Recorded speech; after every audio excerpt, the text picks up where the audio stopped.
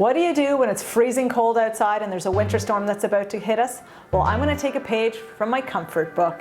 Today, we're going to make my version of French onion soup.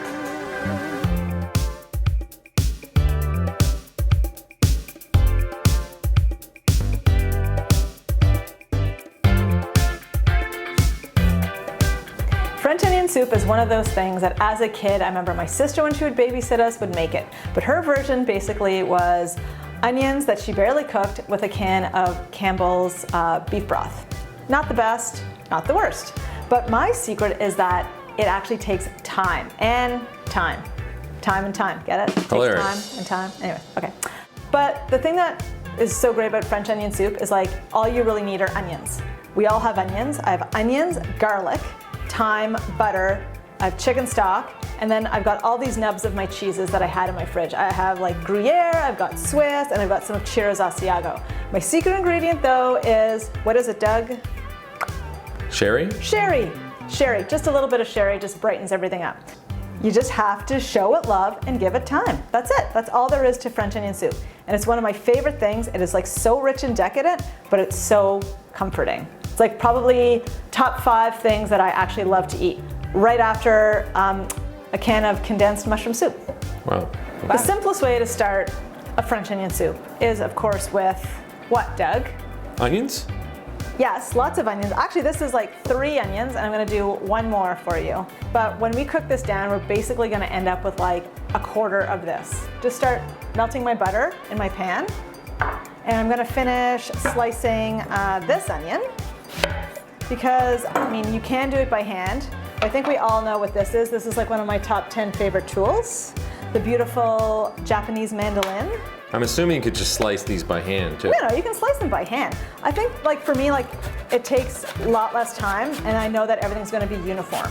The way to make this like really outstanding and like delicious and like wow is to just actually take the time. But you basically really wanna cook those onions down at a low, slow temperature until they basically caramelize. So that could often sometimes take up to like half an hour to an hour, depending on, you know, how many onions you're actually cooking. You don't want to burn them, and you don't want to brown them in the way that you would like on a high heat, but you want them to slowly, slowly, slowly caramelize. All right, I'm gonna add the rest of my onions. I know it looks like a lot. It does look like a lot, but I swear to you, this is gonna cook down. I'm also gonna add garlic. Is garlic something that's traditionally found in a French onion soup? I don't know, I'm gonna say I assume. This is just the way that I make it at home because the kids actually really, really love it. So I'm just gonna throw that in there. Now, do you add the salt in there now or later? I do like to add salt, so I'm gonna add some of the salt now. You know, you've often heard me say that I like to layer the flavors. So I'm basically like layering. So I'm gonna add my salt. And honestly, I'm gonna keep on stirring this until it slowly, slowly, slowly cooks down. And then I'm gonna add my thyme to that about halfway through when I have some room. And then we'll make more magic when they get to the point of perfection. So we're about 10 minutes in, and as you can tell, my mountain of onions has now basically come down by half. So I'm gonna add thyme, and I'm gonna leave it on the stem. I know, Doug, you hate when I do this. Not a fan of thyme stems in my food. I'm gonna pull them out. I pull them out. So I'm gonna add a good amount of pepper, and then I'm gonna add a little bit more salt to this as well. So it's actually just starting to caramelize a little bit on the bottom of my pot. So while we're waiting for the onions, which seems like it could take a lifetime, I'm gonna start grating the cheese. So I've got some beautiful gruyere, which is like nutty and yummy, and I think maybe traditionally on French onion soup. I'm always confused if it's like gruyere, if it's emmenthal, I don't know. Probably a French cheese. A French cheese. I've got some Swiss, and then I've got, That's not French. That's not French. I've got a little bit of Chiro's asiago. Not French. Not French. But yeah, but still delicious. But what you're looking for though, I'm assuming, is something that will melt well, right? I mean, I like a nutty, I think I like a nutty cheese and like a melty cheese. I was even talking to you earlier about doing like a really nice fontina or a raclette or something like that, but these are the cheeses that we have, so I'm just gonna grate these. But you're like, you go a little overboard sometimes. Renee, actually, little known fact, Okay. she's not a stranger to ordering a pizza that has triple or sometimes even quadruple cheese. Yes, which I is have a done little extreme and a little disgusting, but you know, that's just who we're dealing with here. Talk to me about what sort of bowls you need to use for French onion soup. Well, you need a bowl that's not gonna like crack in the oven.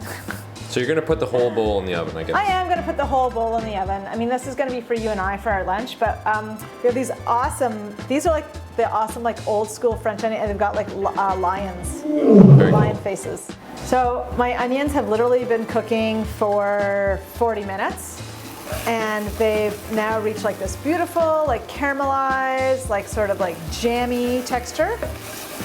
So I'm just keep scraping the bottom. Now what I wanna do is I wanna add my sherry. I'm gonna let that burn off, and then I'll add my stock. It's a nice dry sherry, not too sweet, you want something fairly dry. Like, woo, all right, here we go.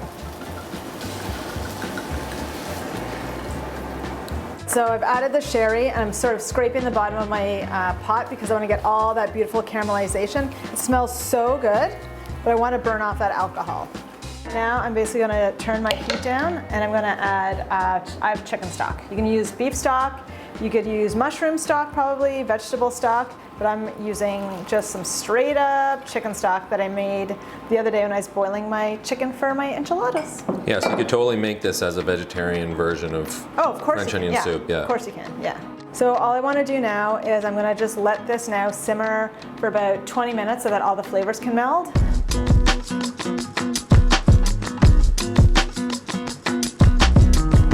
The soup has simmered, it smells delicious, it tastes great. I made some crostinis. Basically just like cut my bread so that it would fit in our bowls, and just a little bit of olive oil, salt, and pepper, popped it in the oven for like 10 minutes till it's nice. I like to actually like make crostinis instead of using just like a piece of fresh bread. All right, so I'm gonna fill up our bowls. I got lots of onions in there. Got my oven on. I mean, I know you're hungry. You've been telling me this for the past few hours.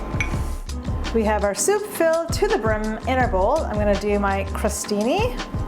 So one for you. Perfect fit. And one for me. Boom. So, is that good for you? Well, you're the expert. Let's just cheese it up the way you would normally. Okay, cheese it up the way I would normally, okay. All right. I'm gonna cheese, that one's for you. Or actually, we won't know which is which. I'll just like flip them around. And this one's for me. And so I noticed that you put these on a sheet pan that's lined with parchment too. Because this was gonna like bubble and boil and melt and become ooey and gooey, and I certainly don't want that all over my oven. And I honestly don't even want to pick these up like with my hands out of the oven. So this is like an easy way. So I'm gonna pop them in the oven. I have it at like 450 right now, and then right at the very end we'll just like throw it on broil. It's pretty bubbly. Super duper raging hot. Whoa, whoa, whoa, whoa, whoa, whoa. Moly. Wow. Those are some pretty epic looking French onion soups. Yum. I'm gonna garnish this with a little bit of parsley. Make a mace. This is gonna be like the perfect thing to dig into today. I can see the snow is just starting outside.